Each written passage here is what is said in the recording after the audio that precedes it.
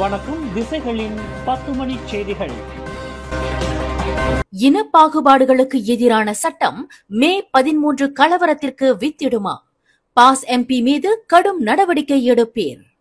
பரிந்துரைக்கப்பட்டுள்ள இன பாகுபாடுகளுக்கு எதிரான சட்டம் நாட்டில் மீண்டும் மே 13 கலவரத்திற்கு வித்திடலாம் என்று கூறியுள்ள பாஸ் கட்சியின் பெங்காலான் சுப்பா எம்பி அமத் மர்சுகி ஷாரிக்கு எதிராக கடும் நடவடிக்கை எடுக்கப்பட வேண்டும் என்று டிஏபி தலைவரும் பாகான் நாடாளுமன்ற உறுப்பினருமான லிம் குவான் எங் இன்று நாடாளுமன்றத்தை கேட்டுக் கொண்டார். நாடாளுமன்றத்தில் முன்மொழியப்பட்ட இன பாகுபாடுகளுக்கு எதிரான சட்டம் தொடர்பில் உரையாற்றிய அந்த பாஸ் எம்பியின் பேச்சு பல்லின சமூகத்தினர் மத்தியில் எதிர்ப்புணர்வையும் பகைமையையும் தூண்டிவிடும் வகையில் அமைந்துள்ளது என்று லிம் குவான் எங் வாதிட்டார்.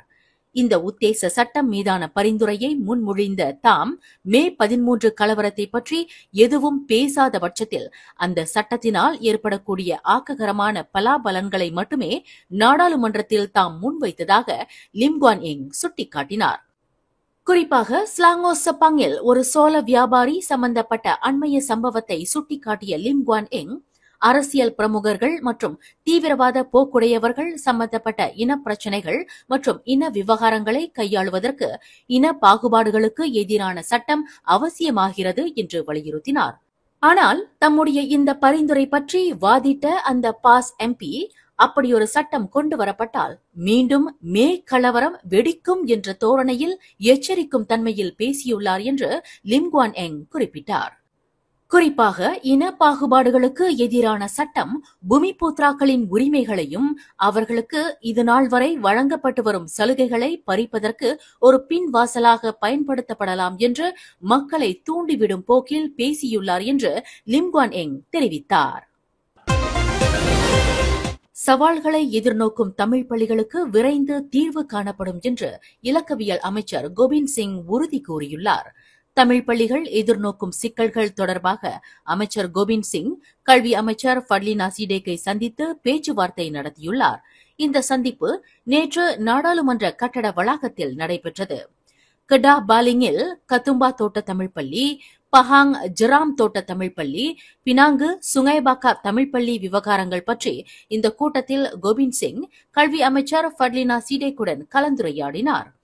இந்த 3 தமிழ் பள்ளிகளின் பிரச்சினைகளுக்கு தீர்வு காண கல்வி அமைச்சின் ஒத்துழைப்பு அவசியம் என்பதை அமைச்சர் கோபிந்த் சிங் திட்டவட்டமாக வலியுறுத்தினார். கல்வி அமைச்சோடு இணைந்து இப்பள்ளிகளின் பிரச்சினைகளுக்கு தமது தரப்பு நல்லதொரு தீர்வை எட்ட முடியும் என தாம் நம்புவதாக அமைச்சர் கோபிந்த் சிங் தமது அறிக்கையில் கூறினார். வரும் வாரத்தில் சம்பந்தப்பட்ட தரப்பினரோடு சந்திப்புகள் நடத்தப்படும் என்பதையும் அமைச்சர் தெரிவித்தார்.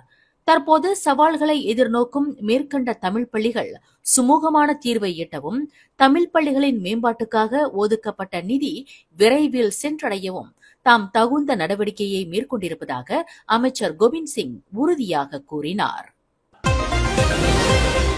2012ஆம் ஆண்டு சிறப்பு நடவடிக்கைகளுக்கான பாதுகாப்பு சட்டமான சோஸ்மா திருத்தப்படுவது மூலம் நடப்பு பிரச்சினைக்கு தீர்வாகாது என்று மலேசிய வழக்கறிஞர் மன்றம் கருத்து தெரிவித்துள்ளது. அந்த கொடுங்கோல் சட்டத்தில் நிறைய குறைபாடுகள் இருப்பதாக வழக்கறிஞர் மன்றம் கூறுகிறது.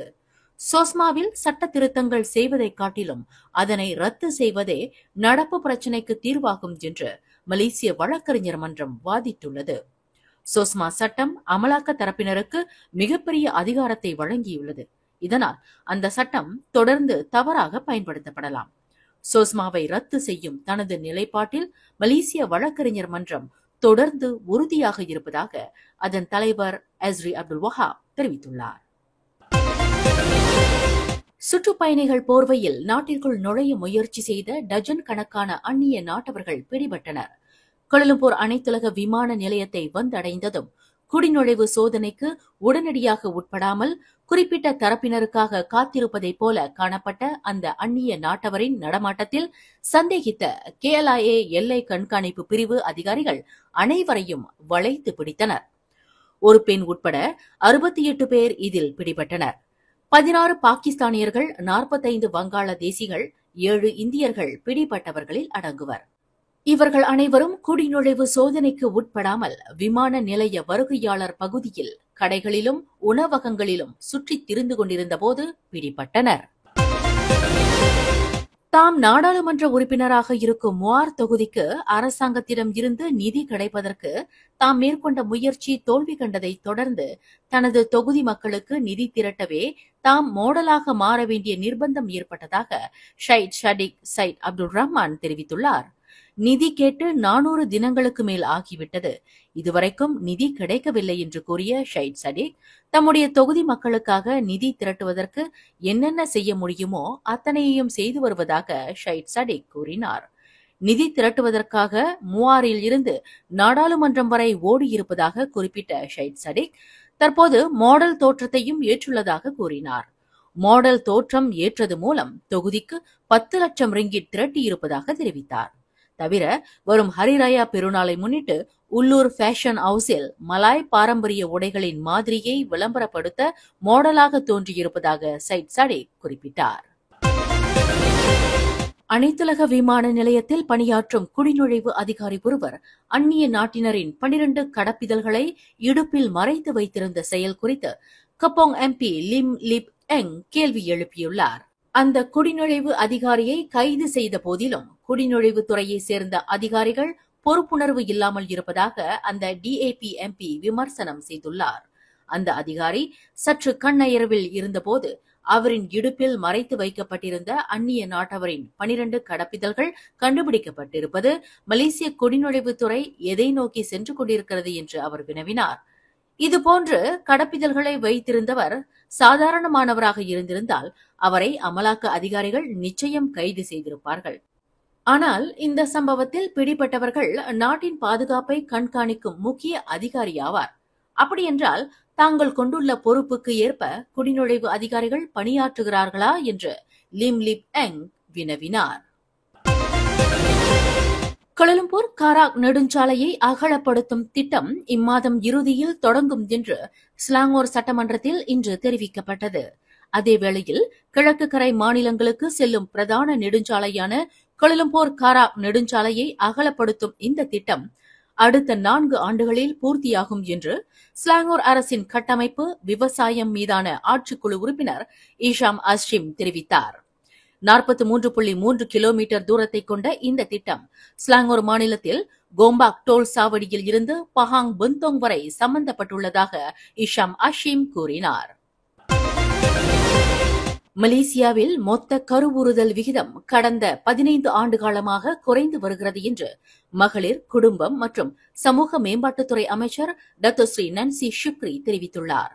ஆசிய மற்றும் பசிபிக் நாடுகளுக்கான பொருளாதார சமூகவியல் ஆணையம் மக்கள் தொகை தொடர்பில் 2024ஆம் ஆண்டில் வெளியிட்ட அறிக்கையின்படி பெரும்பாலான ஆசிய பசிபிக் நாடுகளின் மொத்த கருவுறுதல் விகிதமான TFR 2.1க்கும் கீழே உள்ளது என்று அமைச்சர் குறிப்பிட்டார். மலேசியாவை பொறுத்தவரையில் கடந்த 2013ஆம் ஆண்டிலிருந்து இந்த நிலை இருந்து வருவதாக இன்று நாடாளுமன்றத்தில் கேள்வி நேரத்தின் போது அமைச்சர் நன்சி ஷுக்ரி இதனை தெரிவித்தார். எனினும் நாட்டில் கடந்த 2011 மற்றும் 2012ஆம் ஆண்டுகளில் மொத்த கருவுறுதல் விகிதம் 2.2ஆக பதிவாகியிருந்ததை நன்சி ஷுக்ரி சுட்டிக்காட்டினார்.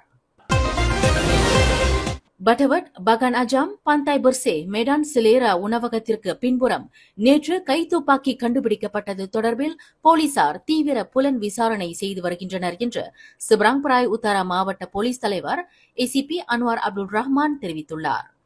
நேற்று காலை 10:15 மணியளவில் அப்பகுதியைச் சேர்ந்த துப்புரவு பணியாளர் ஒருவர் மூலம் கிடைக்கப்பெற்ற தகவலின் அடிப்படையில் போலீசார் புலன் விசாரணையை தீவிரப்படுத்தியுள்ளதாக அவர் குறிப்பிட்டார். மீட்கப்பட்ட அந்த துப்பாக்கி துருபிடித்த நிலையிலும் செயல் இழந்தும் காணப்பட்டதாக அவர் மேலும் விளக்கினார். வெட்டப்பட்ட மரம் ஒன்று எதிர்பாராத விதமாக தன் மீது விழுந்ததில் முதியவர் ஒருவர் உயிர் இழந்தார். இச்சம்பவம் இன்று மதியம் 12:34 மணியளவில் கிடா ஜலான் பலிங் கிரேக் சாலையில் கம்போங் சாரோ ஜெர்னேவில் நிகழ்ந்தது. இதில் 64 வயது முதியவர் ஒருவர் மரத்தின் இடிபாடுகளுக்கு இடையில் சிக்கி சம்பவம் நிகழ்ந்த இடத்திலேயே மரணமுற்றதாக தீயணைப்பு மீட்புப் படையினர் தெரிவித்தனர். சக நண்பர்களுடன் மரத்தை வெட்டும் பணியில் ஈடுபட்டிருந்த போது எதிர்பாராத விதமாக அந்த மரம் முதியவர் மீது விழுந்ததாக பூர்வாங்க விசாரணையில் தெரியவந்துள்ளது என்று இவ்விலாகாவின் பேச்சாளர் தெரிவித்தார். பினாங்கு மாநகர மன்றம் ஐர் இத்தாம் பண்டாபாரு ஃபாலிமில் உள்ள 5 உணவகங்களை மூடும்படி இன்று உத்தரவிட்டுள்ளது. அசுத்தத்தின் உறைவிடமாக காணப்பட்ட அந்த 5 உணவகங்களும் இன்று தொடங்கி 14 நாட்களுக்கு மூடும்படி உத்தரவிடப்பட்டுள்ளதாக மாநகர மன்றம் வெளியிட்டுள்ள ஒரு அறிக்கையில் தெரிவித்துள்ளது. மாநகர மன்றத்தின் சுகாதார அதிகாரிகள் இன்று காலை 10 மணியளவில் உணவகங்களில் மிகப்பெரிய சோதனை நடவடிக்கையில் இறங்கினர். அந்த உணவகங்களில் சமையல் பானைகள் வைக்கப்பட்டிருந்த இடத்தில் எலிகளின் எச்சம் திட்டுத்திட்டாக குவிந்திருந்ததுடன் கரப்பான் பூச்சிகள் நிறைந்திருந்ததாக மாநகர மன்றம் குறிப்பிட்டுள்ளது. மேலும் செய்திகளை தெரிந்து கொள்ள கீழே இருக்கும் பெல் பட்டனை அழுத்துங்கள். உங்கள் மகிழ்ச்சியை வெளிப்படுத்த லைக் மற்றும் ஷேர் செய்யுங்கள். தொடர்ந்து திசைகளோடு இணைந்திருக்க சப்ஸ்கிரைப் செய்யுங்கள்.